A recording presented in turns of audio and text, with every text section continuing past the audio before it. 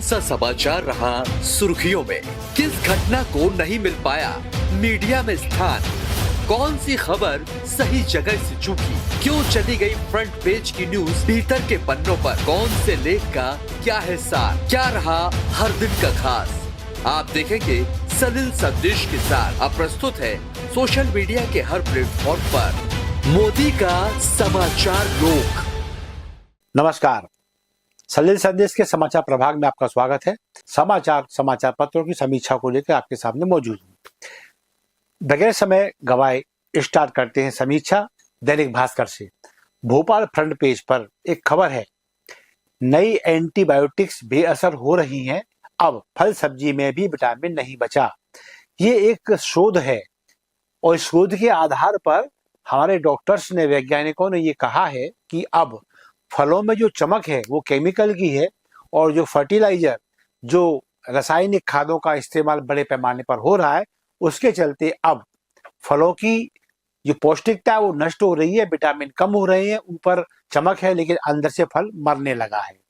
आशय ये कि अब फल भी अब आदमी को स्वास्थ्य प्रदान नहीं कर पाएंगे।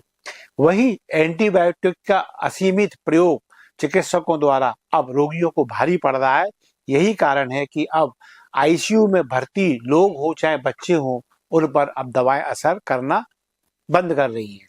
लिहाजा ये खबर थोड़ी सी गंभीर भी है और चेताने वाली भी है। यहाँ किसानों और फल उत्पादकों से केवल एक गुजारिश ही हो सकती है कि वो अपने उत्पादन को बढ़ाने में जिन केमिकलों का इस्तेमाल कर रहे हैं उनसे थोड़ा सा बाज आए और जहां तक हो सके अच्छे उत्पाद, जैविक खाद पर आधारित उत्पाद यदि लोगों को देंगे तो इस तरह के मामले थोड़े कम होंगे। यहाँ जो मेरी जानकारी है उसके मुताबिक उल्लेख करना आवश्यक लगता है कि किसानों का एक वर्ग थोड़ा ज्यादा जागरूक हो गया है। ठीक है, वो हमारा अन्नदाता है, लेकिन हमारी संज्ञान में ये खबर है कि कुछ किसान एक सीमित रकबे में जैविक खेती भी करते हैं, लेकिन ये जैविक खेती बाजार के लिए नहीं होती। ये जैविक खेती उनके अपने लिए होती है ताकि वो और उनका परिवार पौष्टिक आहार कर पाए, जबकि रसायन से पैदा हुआ, कहना चाहिए भूसे के समान, गेहूं हो, चना हो, अरहर हो, तिल्ली हो, ये सब जो है वो रासायनिक खादों से पैदावार बढ़ाने के लिए एक प्रकार से जहरीली खेती की जाती है जो बाजारों में बेची जा रही है। इसके बाद चलते हैं दैनिक भास्कर के सेकेंड फ्रंट की ओर। यहाँ लैंड पुलिंग की खबर है। मुख्यमंत्री डॉक्टर मोहन यादव ने किसानों को आश्वस्त किया है कि हम लैंड पुलिंग किसानों की सहमति से ही करेंगे। ये मामला सिंहस्थ को लेकर है। सिंहस्थ में काफी सारे कंस्ट्रक्शन करने हैं, अस्थायी स्थायी निर्माण करने हैं। ऐसे में किसानों की जमीनें भी जो है वो अधिग्रहण में आ रही हैं, तो किसानों का विरोध है। खासकर किसान संघ जो राष्ट्रीय स्वयंसेवक संघ का एक अनुषंगिक संगठन है, वो किसानों के हित में आगे आ गया है और उसका कहना ये है किसानों के हितों पर आघात सहन नहीं होगा, फिर चाहे किसान हमारी कहना चाहिए सरकार हमारी क्यों ना हो।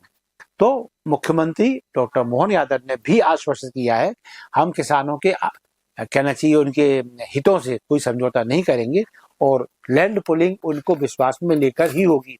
ये एक अच्छी खबर है ताकि किसानों के हित सुरक्षित बने रहें। इस दैनिक भास्कर की एक लीड स्टोरी है, सेकेंड फ्रंट की बात चल रही है।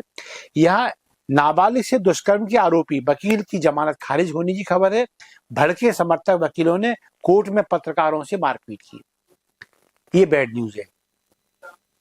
बैड न्यूज इसलिए है कि हमने देखा है वकीलों का एक, भाई ये तो क्लियर है कि ये प्रबुद्ध वर्ग है, ये बुद्धिजीवियों का समूह है। यहाँ वो निर्णय स्वतः हो जाते हैं जिनकी अपेक्षाएं समाज इनसे करता है। उदाहरण के लिए हमने कई बार देखा, पास्को एक्ट के मामले आए, बलात्कार के संगीन मामले आए, तो इन वकीलों ने आरोपियों की वकालत करने से मना कर दिया, क्योंकि वो ऐसा मानते हैं कि समाज में जो विकृति आ रही है उसको रोका जाए, इसका दायित्व थोड़ा बहुत वकीलों का भी बनता है। लेकिन एक यावर खान वकील साहब है, ये एक बलात्कार रेप के मामले में इसलिए नामजद है क्योंकि आरोपियों ने इन्हें वकील बनाया और इन्होंने वकील होने के नाते उस फरियादिया का रेप किया जो इनसे संरक्षण चाहती थी, इनसे चाहती थी कि वकालतनामे में वो उनका सहयोग करें, लेकिन इनका नाम जब आ गया है और इनकी जमानत खारिज कर दी गई है, तो मिस्टर यावर खान, इनके जो सहयोगी वकील थे, इन्होंने एक अच्छा खासा उपद्रव अदालत परिसर में किया और शाम तक ये टीका टिप्पणी करते रहे अदालती आदेश को लेकर। जब पत्रकारों ने इस मामले को कवरेज करने की कोशिश की, पत्रकारों से मारपीट की, कैमरे छीनने का प्रयास हुआ, धक्का मुक्की की गई, अपशब्द कहे गए। इस घटना की घोर निंदा की जाती है। वैसे वकील कोर्ट परिसर में कई बार अमर्यादित व्यवहार कर चुके हैं, लेकिन आज पत्रकारों से किया है और मैं पत्रकारों को साधुवाद दूंगा कि उनकी ओर से कोई ऐसी हरकत नहीं की गई है जो इस पेशे को कलंकित करती हो। अब पत्रकार पे आते हैं। पत्रकार की जो लीड न्यूज है, ये लीड न्यूज मेरे ख्याल सभी में है, भास्कर में भी, हाँ भास्कर में भी ये लीड न्यूज है। इंदौर में 2 किलोमीटर तक बेकाबू ट्रक का कोहराम, सैड न्यूज है। और ये ट्रैफिक पुलिस की कार्यप्रणाली पे क्वेश्चन मार्क लगाती है। यानी जब पीक आवर्स हैं, जब सड़कों पर लोग घूमने निकले हैं या आ जा रहे हैं, ऐसे पीक आवर्स में ट्रक आता है अनियंत्रित गति के साथ दौड़ता हुआ, और जो सामने आया उसको रौंद देता है। पैदल है तो उसको मार दिया, 2 व्हीलर है तो वो पहियों में फंस गया, 4 व्हीलर है उसको घसीट दिया। ये क्रम चलता रहा 2 किलोमीटर तक। नतीजा 2 लोगों की मौत हो चुकी थी खबर लिखे जाने तक या खबर को तैयार करने तक। 14 लोग जख्मी हो चुके थे। स्थिति ये है, अनेक लोगों की हालत गंभीर है। अब ये तो घटना कही जा रही है कि ड्राइवर शराबी था और उसका ट्रक पर नियंत्रण नहीं रहा, ब्रेक तक नहीं लग रहे थे। सवाल ये नहीं है, सवाल ये है ये ट्रक नो एंट्री में घुस कैसे आया। जिस वक्त नो एंट्री थी, इस ट्रक को वहां होना ही नहीं चाहिए था। लेकिन यदि इसको जनरली नॉलेज के आधार पर लिया जाए तो ट्रैफिक पुलिस के लिए या अन्य जिलों की, अन्य महानगरों की ट्रैफिक पुलिस के लिए सबक है। और हाँ, ये सत्य है, पुलिस की मिलीभगत से भारी वाहन नो एंट्री क्षेत्र में आते हैं और कई बार वो आम आदमी के लिए काल साबित होते हैं। अफसोस की बात यह है कि कभी पुलिस के छोटे कर्मचारी या छोटे अधिकारी इसमें सस्पेंड कर दिए जाते हैं, जिनकी बड़ी बड़ी विज्ञप्तियों में प्रचार प्रसार होता है, लेकिन ये कब बहाल होते हैं इसकी जानकारी मीडिया को नहीं लग पाती। आगे चलते हैं, पत्रकार के सेकेंड फ्रंट पर आते हैं। यहाँ फिर एक खबर ऐसी है जो ढीठ प्रवृत्ति को उजागर करती है स्वास्थ्य विभाग की। अब जबलपुर के अस्पताल में चूहों ने 3 मरीजों के पैर उतर लिए। पहले बच्चों का मामला था, ये बड़ों का मामला है। 2 बच्चों की मौत हुई चूहों के काटने से। अब बड़ों को काटना शुरू नहीं किया, ये होता ही है। चूहे हो, कॉकरोच हो, मच्छर हो, अन्य जीव जंतु, कीड़े मकोड़े हो, कुत्ते हो, ये अस्पताल परिसर में आराम से, कहीं कहीं तो गाय और बैल भी दिख जाती है, आपको आश्चर्य होगा। ये आलम है स्वास्थ्य विभाग का। अब ऐसे में अगर चूहे उतर रहे हैं पैर, तो ये इसलिए अब एक्सपोज हो रहे हैं क्योंकि ये ट्रेंड चल रहा है। इंदौर के एमवाई अस्पताल के बाद एक ट्रेंड चल रहा है, फोकस है पत्रकारों का भी इन घटनाओं पर, लिहाजा सामने आ रही है। वरना ये घटना साधारण है, आम है, ऐसा होता ही है। देखिए, चिकित्सा विभाग में कोई बहुत ज्यादा कड़े कदम नहीं उठाए जाते। निचले स्तर के लोगों के यहाँ भी सस्पेंशन कर दिए जाते हैं। यदि वो सेटिस्फाई कर पाए तो ठीक है, उनको बहाल धीरे से कर दिया जाता है। वरना फिर ये है कि जो मेन अधिकारी हैं, जो जवाबदेह हैं, वो इन चीजों से बचे रहते हैं। मंत्रियों की नियुक्ति को लेकर कार्की सरकार के खिलाफ उतरे जैन जेट के नेता। पहली बात तो नेपाल की प्रधानमंत्री को बधाई। जो मंत्रिमंडल बनाया है वो उनकी तज्ञता के आधार पर, वो किस क्षेत्र के विशेषज्ञ हैं, इस आधार पर नियुक्तियां की गई हैं।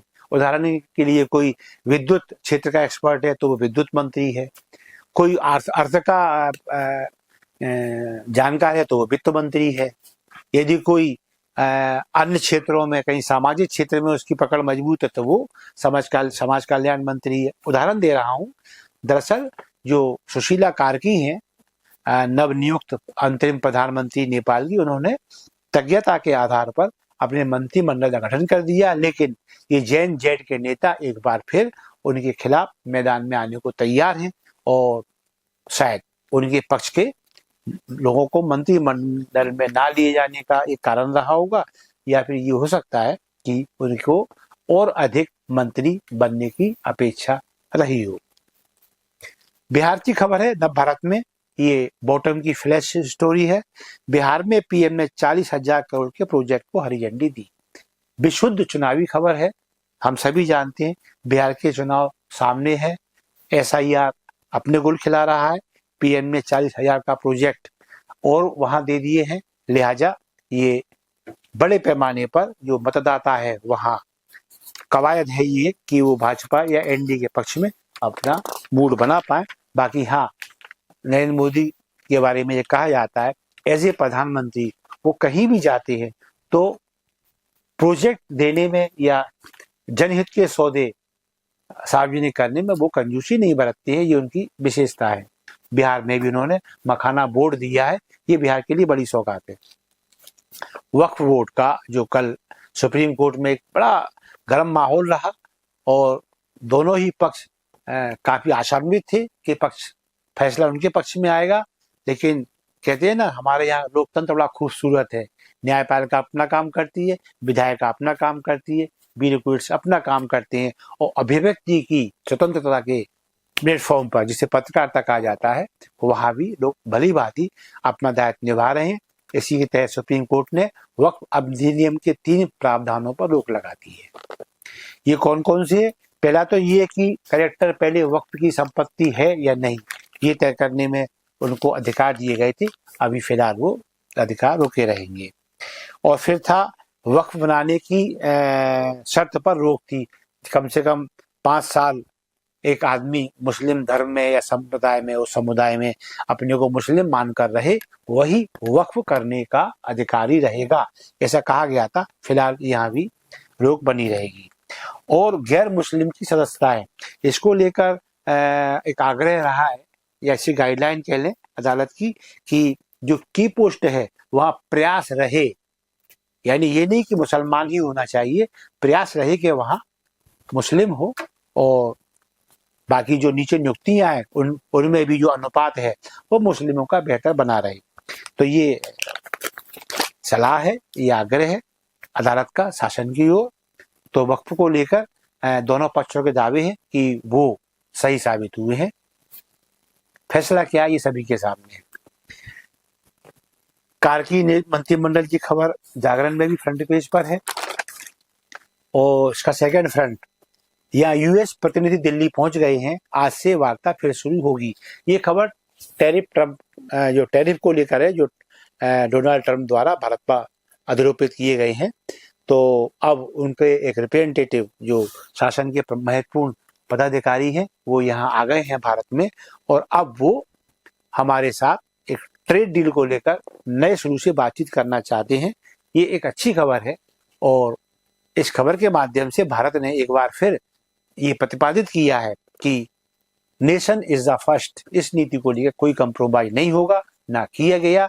उसी का नतीजा है कि आज यूएस जैसा देश जो अपने आप को विश्व का ठेकेदार मानता है, जो ये साबित करने की कोशिश करता है मैं जहां चाहता हूं वहां लड़ाइयां होती हैं, जहां चाहता हूं वहां लड़ाइयां बंद हो जाती हैं, आज उसकी स्थिति ये है कि उसका रिप्रेजेंटेटिव हमारे पास है और वो ट्रेड डील को नए सिरे से बातचीत करने के लिए अब अपनी सहमति या अपनी इच्छा जता रहा है। चलिए, सेंट्रल में उन्होंने वक्फ की खबर को ही यहाँ उसमें रखा है फोकस में। बाकी एसआईआर को लेकर भी सुप्रीम कोर्ट में कल एक फैसला दिया है, गड़बड़ी मिली तो पूरी प्रक्रिया को रद्द कर देंगे।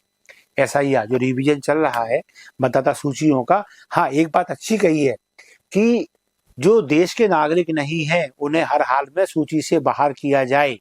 दरअसल जो चुनाव आयोग है इस सूची को लेकर जो उसकी सख्ती है वो इसी बात को लेकर है कि भारत के कई क्षेत्रों में जो बाहर के घुसपैठिए आ गए हैं, खासकर सीमांत इलाकों में, वहां डेमोग्राफी बदलने का काम ये लोग कर रहे हैं। ये भारत के लिए चिंता का विषय है और भारत सरकार भी इस मामलों को लेकर कड़ा रुख अपना रही है, क्योंकि भारत का रुख और ईसी का रुख मेल खाता है यहाँ पर। तब विपक्ष का आरोप लगाता है कि ईसी और भारत सरकार आपस में मिले हुए हैं और वो विपक्ष को नुकसान पहुंचाने का काम कर रहे हैं। लेकिन आज स्पष्ट कर दिया अदालत ने, सुप्रीम कोर्ट से फैसला आया है कि जो अवैध प्रवासी हैं, जो घुसपैठी हैं, ये तो मतदाता सूची में अब रह ना जाए। बाकी चेतावनी दी गई है, गड़बड़ी होगी तो फिर रद्द भी करेंगे, होना भी चाहिए।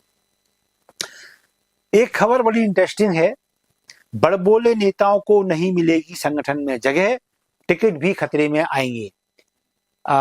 जागरण की ये 5 नंबर पृष्ठ की खबर है। हालांकि हम मैक्सिमम 1 या 2-3 पेज तक सीमित रहते हैं, लेकिन इस खबर ने ध्यान आकर्षित किया। ये खबर खासकर भाजपा के नेताओं और जनप्रतिनिधियों को लेकर है। इसमें गुना के विधायक पन्नालाल शाक्य और ये पोहरी नहीं, शायद पिछोर के हैं, ये प्रीतम लोधी और ये आप प्रदीप पटेल और भूपेंद्र सिंह, इनको लेकर ये फोकस है। इनमें से कुछ ऐसे हैं जो अपने ही सरकार के खिलाफ परेशानियां पैदा करते रहते हैं बयानों के माध्यम से, और कुछ ऐसे हैं जो कुछ भी कहते हैं। इनमें प्रमुख नाम पन्नालाल शाक्य को लेकर है, और पन्नालाल शाक्य को लेकर ये खबर फोकस में आई है कि वो विकास कार्यों की बातों को लेकर कम चर्चाओं में रहते हैं, वो विवादास्पद बयानों को लेकर चर्चा में ज्यादा रहते हैं। यही कारण है कि अब मध्य प्रदेश के ये भाजपा नेतृत्व ने बहुत तीखे शब्दों में ये समझा दिया है कि अब इस तरह के बयान आए, वो नेता जान ले कि वो अब संगठन से बिल्कुल, कहते हैं ना, उनको एक उपेक्षित छोड़ दिया जाएगा। क्योंकि यदि जनप्रतिनिधि है तो अपना कार्यकाल पूरा कर लें, इसके बाद फिर राम राम। और जो पदों पे बैठे जो नेता हैं वो भी अगले गठन तक या अगले संगठन विस्तार तक मनमानी कर लें, इसके बाद संगठन उनके बारे में पुनर्विचार करने जा रहा है। हाँ, यदि ये अंकुश में नहीं आए, इनकी हरकतें ऐसी ही बनी रही, बयान इसी प्रकार के अनियंत्रित या अनुशासनहीनता के दायरे में आते रहे, तो फिर अपने स्तर पर संगठन कड़ा रुख अपनाएगा। समीक्षा में मोहनलाल मोदी को अनुमति दीजिए। हम यदि जन सरोकारों को टच कर पाए, उन्हें स्पर्श कर पाए, तो हमारी अपेक्षा रहती है हमें लाइक दें, हमारे कार्यक्रम को वायरल करें, और हाँ, अपने कमेंट्स के माध्यम से अवश्य बताएं कि हम इसमें कितने सफल हैं, कितने असफल। सलिल संदेश आपका अपना चैनल है। धन्यवाद। जय हिंद, जय भारत।